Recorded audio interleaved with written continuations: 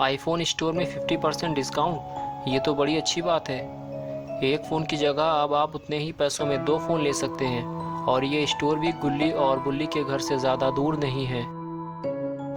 जैसे ही गुल्ली और बुल्ली को डिस्काउंट के बारे में पता चलता है, वो दोनों ही फ़ौरन स्टोर पहुंच जाते हैं। लेकिन ये जहां भी जाते हैं थोड़ी बहुत बदतमीज़ी ज़रूर करते हैं। और जब सेल्समैन उनसे पूछता है कि ये क्या तरीका है स्टोर में आने का, तो गुल्ली कहता है कि हमारी स्पीड काफ़ी ज़्यादा थी, इसलिए हम आउट ऑफ कंट्रोल हो गए थे। लेकिन आपका जितना भी नुकसान हुआ है, मेरा दोस्त बुल्ली इसकी भरपाई कर देगा। अब आप मुझे आईफोन दिखाइए। बुल्ली कहता है वो वाला दिखाइए। गुल्ली कहता है वो वाला। बुल्ली कहता है अरे वो वाला दिखाइए जो पीछे रखा हुआ है। सेल्समैन कहता है जल्दी नीचे उतरो और निकलो स्टोर से बाहर। हम तुम्हें कोई आईफोन नहीं देंगे, वरना सिक्योरिटी गार्ड धक्का देकर तुम्हें बाहर निकालेगा।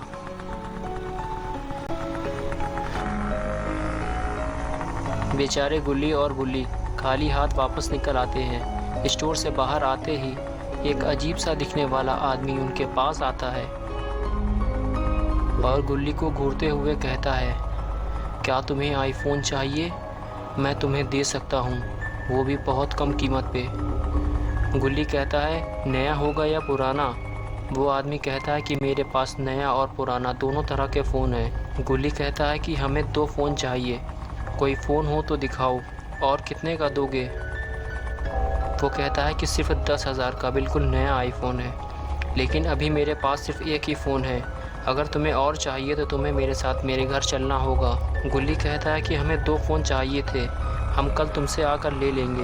ये कहकर गुल्ली वहाँ से चला जाता है और वो आदमी वहीं खड़े होकर गुल्ली को देखता रहता है। लेकिन सच बात तो ये है कि गुल्ली उस आदमी से फ़ोन लेना ही नहीं चाहता था, क्योंकि गुल्ली उस आदमी को देखकर डर गया था। वो आदमी ही थोड़ा अजीब सा दिख रहा था।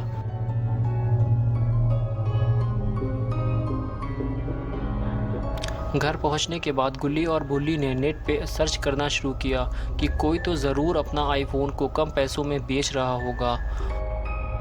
और तभी उन्हें एक सेलर का एड्रेस मिलता है जो कि सिर्फ 16,000 के 2 आईफोन बेच रहा है। गुल्ली और बुल्ली फ़ौरन आईफोन लेने चल देते हैं, क्योंकि उसके पास सिर्फ 2 ही आईफोन मौजूद हैं और गुल्ली और बुल्ली ये मौका छोड़ना नहीं चाहते। और अभी रात के 11 बज चुके हैं, लेकिन किसी भी तरह गुल्ली और बुल्ली को ये फ़ोन चाहिए।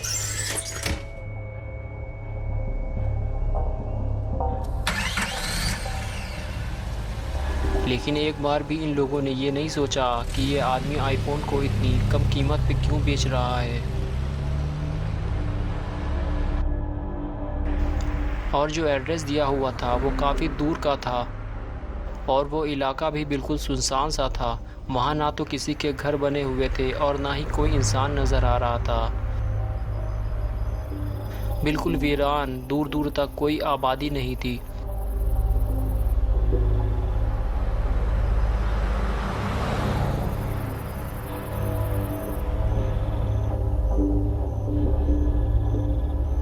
और फिर वो पुराना घर नजर आता है जो इन्होंने नेट पर देखा था। ये बिल्कुल वैसा ही था जैसा उन्होंने नेट पर देखा था। गुल्ली कहता है ये घर तो खंडर जैसा है, मुझे नहीं लगता कि कोई इसमें रहता होगा। वो गाड़ी में बैठे बैठे ही आसपास का नज़ारा देखते हैं।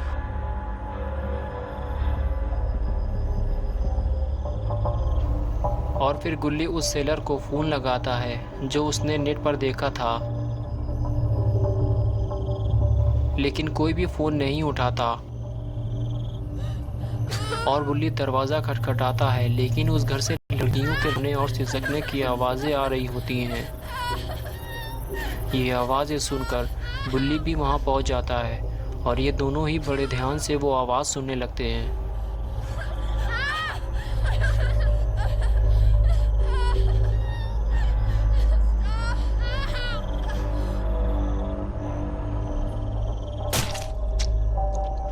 और फिर वो आवाज़ आना बंद हो जाती है और घर की लाइट जल जाती है और खिड़की पे वही इंसान खड़ा नज़र आता है जो उन्हें स्टोर के बाहर खड़ा नज़र आया था। गुल्ली बुल्ली वहाँ से भागकर गाड़ी में बैठ जाते हैं।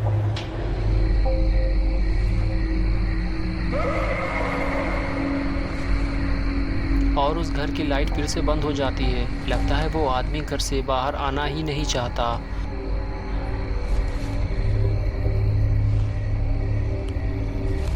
लेकिन वो तो बुल्ली के पास ही खड़ा था। उसके पास 2 आईफोन थे और उसके कपड़ों पे बहुत सारा खून लगा हुआ था। बुल्ली कहता है कि तुम्हारे कपड़ों पे इतना खून क्यों लगा हुआ है, लेकिन वो कुछ नहीं बोलता। बुल्ली कहता है कि फ़ोन लो और चलो यहाँ से। तभी वो आदमी कहता है कि मेरे साथ घर के अंदर चलो, मेरे पास और भी बहुत सारा सामान है, मैं तुम्हें दिखाना चाहता हूँ और वो मज़ा चखाना चाहता हूँ जो मैं सबको चखाता हूँ जो भी यहाँ आता है, और मेरे साथ तुम्हें भी बहुत मज़ा आएगा। ये सुनकर बुल्ली फ़ौरन गाड़ी स्पीड के साथ आगे बढ़ा देता है और वहाँ से निकल लेता है और वो आदमी उन्हें देखता रह जाता है। आखिर गुल्ली और बुल्ली को आईफोन मिल ही गए, वो भी बहुत ही कम कीमत पे।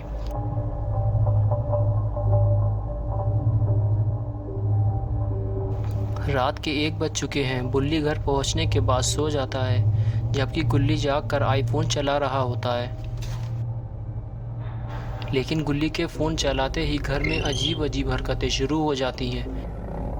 बाथरूम का दरवाज़ा खुलने और बंद होने लगता है और पैरानॉर्मल एक्टिविटी बढ़ जाती है।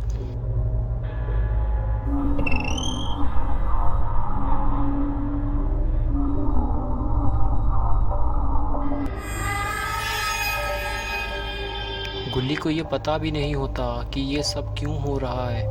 वो इसे इग्नोर कर देता है और बाथरूम जाकर देखता है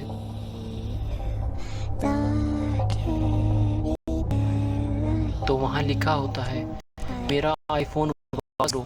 गुल्ली पास जाकर देखता है और फिर गुल्ली के पास भाग कर जाता है, उसे उठाता है और दिखाता है कि बाथरूम में क्या लिखा हुआ है। और फिर बुल्ली और गुल्ली बाथरूम की तरफ बढ़ते हैं और पास जाकर देखते हैं, वहाँ उन्हें कुछ लिखा हुआ मिलता है और कुछ आवाज़ें भी सुनाई देती हैं। मेरा आईफोन वापस करो, उसी जगह जाओ जहाँ से तुम इसे लाए थे। उस घर के पास मेरी लाश दफन है, मेरी डेड बॉडी के पास मेरा आईफोन रख दो। मैं 16 साल की थी, वो एक खूनी है, उस आदमी को जान से मार दो। ये सब पढ़ने के बाद गुल्ली और बुल्ली वहाँ से फ़ोन लेकर निकलते हैं और उसी घर की तरफ चलते हैं जहाँ से वो फ़ोन लेकर आए थे।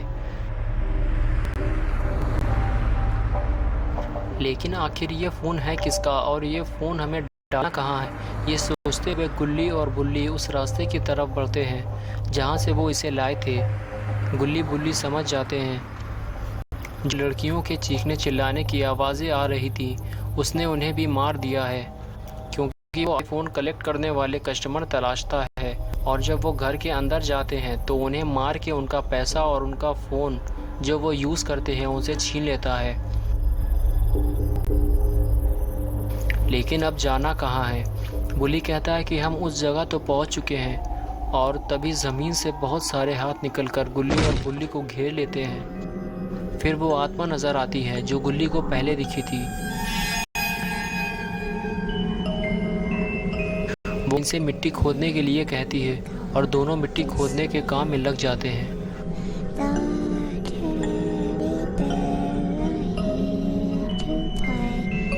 और मिट्टी हटाने के बाद उन्हें एक गड्ढे में बहुत सारे कंकाल और एक लड़की की लाश नज़र आती है।